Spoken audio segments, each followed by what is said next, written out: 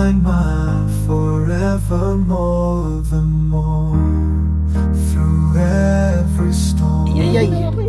Palobat na rin tayo. Picture pa yung mga bata. So yun mga bap, palobat na tayo ano. Dito pa rin tayo.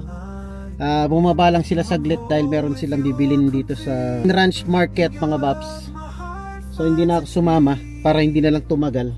Yun ano, dito na rin lang natin tatapusin ang ating vlog mga bap. At sana nag-enjoy kayo sa ating pasyal ngayon, sa ating gala ngayong day off natin mga baps. And tomorrow is Sunday, start na naman ng work. Ganun lang mga bap, binibigyan lang natin ng time ano, ng ating sarili. And syempre yung makasama yung family natin, simple things, kahit na hindi masyadong magastos. Yan, at least nag-enjoy yung mga bata ano, nag-enjoy kami. And sana hopefully nag-enjoy din kayo sa mga napuntahan natin.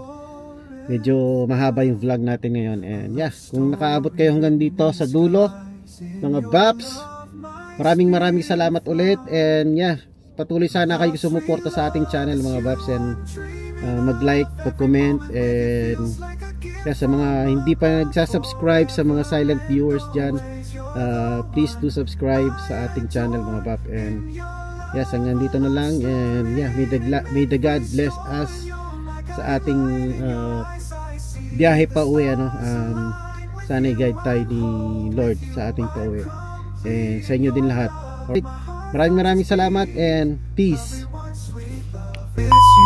Dreaming of every moment with you feels like a gift from above. Forever and always you're the one I adore. In your love my finds its peace. Everyone